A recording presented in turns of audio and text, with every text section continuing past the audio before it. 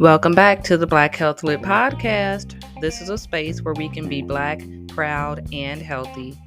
Today's episode is focused on beauty and permanent makeup after breast cancer. I had a conversation with Bianca Gibson, and we talked about plant-based ink for microshading and treatments for alopecia.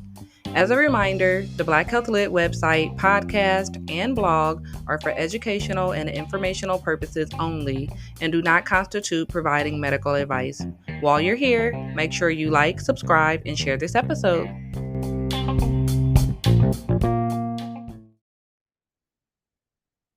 Welcome back to the Black Health Lit podcast, where we focus on all things Black health. Today, I have the pleasure of talking with Bianca Gibson. Thank you so much for being here.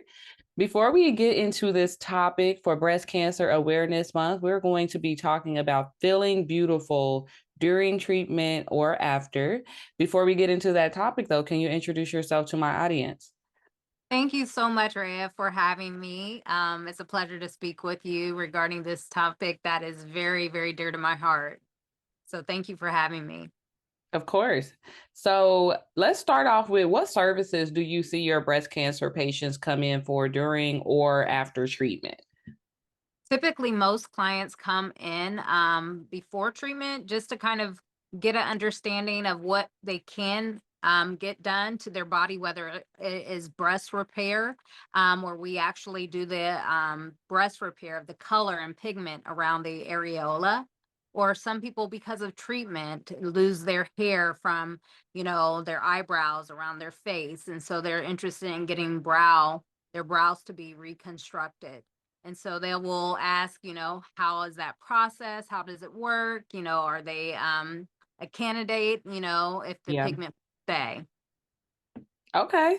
And I personally, so you talked about hair loss, my eyebrows. I lost everything. I did the strongest kind of chemo you can do, or one of the strongest types of chemo. So they said I would lose my hair within the first 10 days starting chemo. And so I was like, I went and got a haircut right before starting treatment, a cute, short and sassy, got some cute pictures. And then 10 days later, that hair was gone. And so no eyebrows, no hair, no anything. And then I'm still in the journey as far as reconstruction, but I will keep that in mind about the areolas and the breast reconstruction and making them as close to what they were before the disease takes hold of you. So what's the difference? I hear a lot of people talk about microblading and micro shading. I eventually gave in because my eyebrows never came back. The hair on my head came back with a vengeance, but everywhere else, not so much. But what is the major difference between microblading and shading for your eyebrows? Well, first of all, you are a survivor, so I want to commend you on your journey, and you look mighty beautiful. So Thank you. your brows did an excellent job. When it comes to microblading and micro shading, there is a very big difference. It's all in the tools that are being used. So for microblading, typically for people with have melanin in their skin or a darker skin tone, we don't recommend microblading because microblading is a manual process in which strokes are placed into the skin. It's not a ton of pigment. It's very minor level of pigment.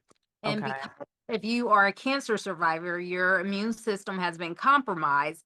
However, your body, when anything foreign comes into the body, its natural tendency is to reject it if Yes. it's foreign and push it out. And so with microblading, we don't really recommend that for people who have more melanin in their skin or cancer survivors because it typically will not stay, it will not last. And Okay. you also need more pigment added into your skin for it to last for a certain period of time. So micro shading is what we typically offer people who are cancer survivors or have melanin in their skin because it adds Okay. more pigment. It is using a electronical pen, so it's not manual, so it puts more pigment over a quick period of time, which goes into the deeper level of your epidermis skin layer, which allows it to last for more than 2 to 3 years versus microblading, which can last about 12 months. Okay. I'm pretty sure I got micro shading. I honestly can't remember. I I just believe you have. know I just know that I was like, huh, I don't have to draw on my eyebrows today. Yes. Yes. Okay, so that's great to know the difference. I think a lot of people who are not in the industry that you're in don't know the difference. I know I didn't know the difference, but that's an excellent explanation, and it's good to know like how that ties back to the immune system for someone who is going through or has completed treatment as well. So thank you for that explanation. You're welcome. So with microblading and micro shading, is that something that's only available for eyebrows or other areas of the body? So the micro shading is typically, we call it a little bit different, powdering, because there's multiple types of needles that are used. And so typically when someone comes to your office, we try to educate them just enough so that they Yeah. feel comfortable. But on this level, there's multiple needles that are used. So whether it's a one prong needle, meaning one needle at a time, two needles, or three needles, it creates a certain shadowing effect that can also be used on different parts of the body. So that's what I do as a educator and training people how to do permanent makeup, as how to use their tools that are given to them, what type of skin types are used for different needles that are presented, what type of equipment, there's Okay. different type of equipments and how much the speed in between, whether you use a slow speed or a fast speed on, older skin versus younger skin, all that stuff we kind of teach our students that are Yeah. coming into permanent makeup. But we kind of give our clients just a little bit of education as to how we will proceed if they come into our studios to be serviced. Perfect. That's excellent. Education goes a long way. Yes. So let's talk a little bit about hair and hair loss in general. Alopecia hit the headlines heavy after the slap. Yes. Alopecia has been a disease that's been around or a condition that's been around for a long time, but after the slap at the Oscars, conversations around alopecia started to heat up. So Mhm.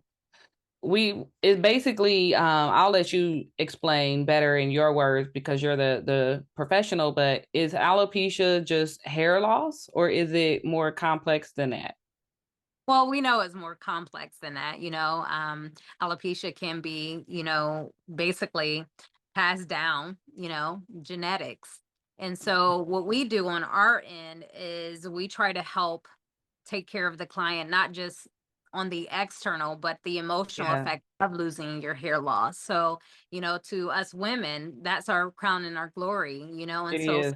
coming in with hair loss problems, whether it be on their head, their eyelashes, or their brows, we tried to take a wholesome, round, approach to helping them as a client, because we can throw eyebrows on anyone, we can put Yeah, eyeliner on anyone, but their mental health, and how they're feeling about themselves, what they're going through, what they're healing from, and if it's something that they have to deal with long term, which alopecia typically is right. how to make sure that they understand that this process um, is there to help them, but also to encourage them and let them know that they're more than just their brows and their Yes, hair, their eyeliner. yes, yeah. So what are some of the most common beauty treatments for alopecia? Typically, they come in and get eyebrows or eyeliner. Okay. A lot of people, there's a new process, scalp pigmentation, Mm, in which they provide kind of like a shadowy look. If you cut your hair all the way down, it's a shadow look to your scalp. So okay. makeup has come a long ways over the years. I've been in the industry for about 20 years. It's come a Yeah, long way, and there's so many different techniques to make things look very natural, yeah. unlike before where it just looked kind of crazy. Real obvious. Yes. Real obvious. Yes. Okay, so that's good to know. What would you say, Bianca, are some of the health risks associated with some of these beauty services? Yes, there can be some health risk. You have to definitely do your research. Not everyone uses safe products. So when you're dealing with permanent makeup, it is very different than tattooing on any other part of your body. So Okay. you don't want to go to a tattoo parlor to get your permanent makeup done. They actually use different pigments. Without getting too technical with you, Yeah. pigments actually interfere if you're getting a MRI, or they might have some titanium in them, which can be, cause a bad effect with you long term. So you have to go to someone who uses organic pigments that are plant based, so that it doesn't cause harm to you. But also, if you have a tendency to keloid, you kind of have to know your body. If you have a Yeah. tendency to keloid, that's a risk that could happen, because tattooing and permanent makeup is the scarring of the skin. And Yeah. so understanding, what your skin type is so important. How you heal, how long it takes you to heal, how strong your immune system operates is very, very important. But we do have to use safe pigments. Plant-based is something that we recommend and that we utilize here at B Lashes Permanent Makeup. Okay. That is super informative because do your research. Like with most things, if you're putting something in or on your body, especially permanent makeup, it's important to know what your professional stylist is using. Yes, yes. And it's Okay. important that they are very, highly trained, because if you're using needles and they don't understand depth of skin, they can go too deep into the skin, which, if you go too deep, it can cause damage to the skin, and the pigment is very difficult to remove. So you definitely want to make sure you go to someone who is very well educated and Yeah. has experience. Yes, for sure. Okay. Good to know. Good to know. So, are you ready for some rapid fire questions? Of course. All right. All right. So, what does wellness mean to you? Wellness means to me a total well-being, both mentally, spiritually, and physically. You can't have one without the other, No, because you when can't. one is lacking, it will affect all the other areas of your life. So it's very important to be mentally whole, spiritually whole, and physically whole. Yes, I agree. That mental piece is foundational. So, why is Black health literacy important? Oh, it's very important. I feel like, just in particularly with the permanent makeup industry, but even further than that, we've kind of been left on the back burner. Things do not cater to us. And Yes. so we're kind of like the afterthought, which is kind of interesting, because a lot of research has used Black women. Yes. Your OB-GYN, the reason why they are where they are today is because they've experimented on Black women. And Yeah. so I do believe it's very important for us to be advocating for our health, because we are known to suffer in the medical industry. We have the highest deaths, premature deaths when given babies. So Yes. many statistics revolving around Black health. So I believe that us taking a role of educating, going beyond the textbook of what they give us, and talking to one another and getting our experiences, and speaking about some of the things that we experience, we can Yeah. do much better and educate others about our specific needs, not from somebody else's perspective. Yes, absolutely. And I think that's a great call out that we have been put on the back burner. And it's interesting, like you said, we are often used, experimented on, studied, Mhm. and surveyed to advance Yeah, health care practices and innovations. But then when it's time to benefit from those, we're in the back. exactly. It's a Mm. whole book Whole right there. conversation, right? Mhm.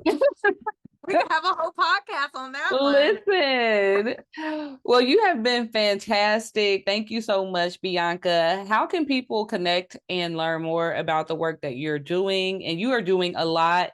So please, please, please plug everything that you are doing that you shared with me before we started recording. Okay, wonderful. Well, if anyone wants to get in touch with me, we do provide training and services here at B Lashes Permanent Makeup. You can go to b-lashes.com and pull up the information, or you can call us at 614-398-0397, or you can email us at bianca@b-lashes.com. Now, I do offer other services. If you would like to know what other services I offer, I am Mhm. a life coach and speaker. You can look up my information on biancalgibson.com.